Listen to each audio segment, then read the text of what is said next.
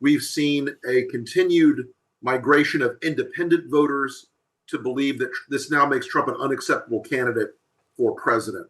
So we think that this is going to have a longer running, a knock-on effect, if you will, from what we've seen even as of now. And the fact that he's still trying to turn this into an imaginary conspiracy theory by Joe Biden and doing everything but taking responsibility for his own criminality and his own actions, it really has, I think, thrown a major wrench into the machinery of the Trump campaign. Much of the British media is talking about truth and untruth in British politics, which to you is a familiar subject, I know. Can I ask you, first of all, the most topical story we've been covering from American politics, of course, the trial of Donald Trump.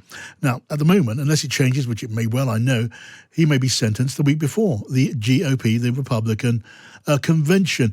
How do you weigh up the effect of that trial and that conviction now on the presidential race to come?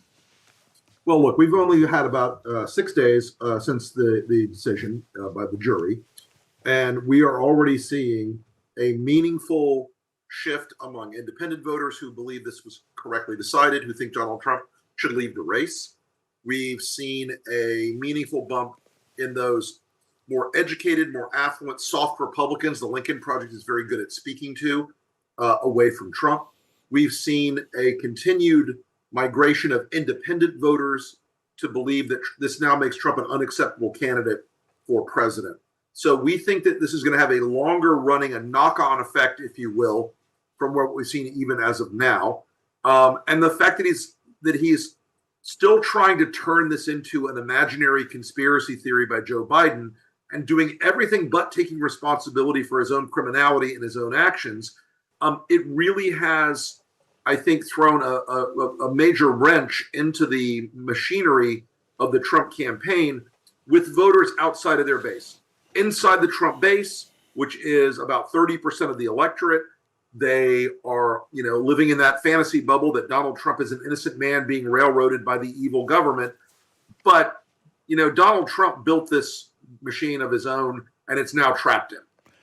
Right. I just want to get clear where you stand, Rick, at this moment. You're part of the Lincoln Project. I know you're a great Trump skeptic. Also, you've been a Republican for a very long time. Where are you going to be come voting day? Are you going to be voting for no one, sporting your ballot paper, voting for Joe Biden? No, I'm going to be voting for Joe Biden, and I'll tell you why. A vote for no one this cycle is essentially a vote for Trump. Right. We know that the voter intensity of Trump's base, that 30+%, is very high. We know they're going to vote for Trump. Joe Biden's numbers have been lagging a little bit in some states because Democrats haven't come home to him. Democrats are a party that would rather have the best than the good. And they're putting themselves at tremendous risk. I'm voting for Joe Biden, not because I agree with Joe Biden on every policy question, because I don't. I'm voting for Joe Biden because I agree with him on the biggest question. Should the American Republic continue?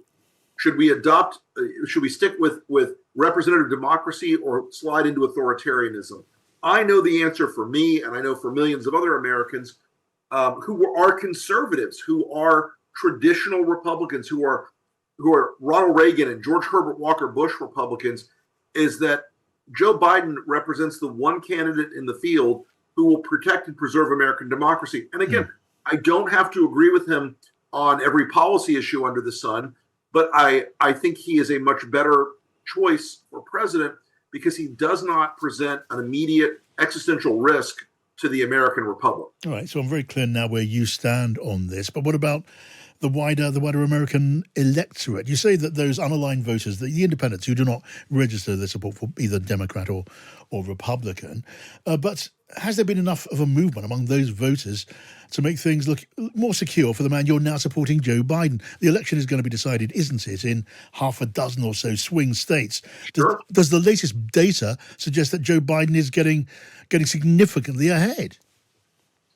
Look, Joe Biden is since the conviction, we've seen some really positive movement for the president in a number of these key states.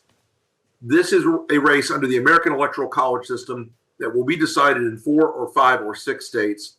And everyone sort of in American politics knows that it's Arizona, Michigan, Wisconsin, Pennsylvania, Nevada, North Carolina, possibly Georgia. All of those states are in play. Because of the electoral college system, we really have to compete very aggressively in all of those key states. The rest of the states are largely locked in. We know where Alabama is going to vote. We know where California is going to vote. So we have those key states, and there are pools of voters in those states that we believe are sufficiently large and activated to flip the election towards Joe Biden on three big issues. One is Trump's character, which is subsumed under this whole conviction thing, Yeah. his behavior and character. Number two is abortion. That has become a gigantic issue in America right now because Republicans are seeking to roll back every bit of the right of women to have any autonomy and decision making about their bodies. And it's not just they want to restrict it now, they want a national ban. Mike Johnson's wanted that for decades. Donald Trump is going to go along with whatever his evangelical cohort in his base wants. So those issues are going to become extremely important for voters. Yeah. And the third question is, does the improving economy catch up in time for Joe Biden to reap the benefits? Right. It is beginning to help him, but we're not there yet, not by a long shot. Okay, now So just it's going to be a long race. a long race.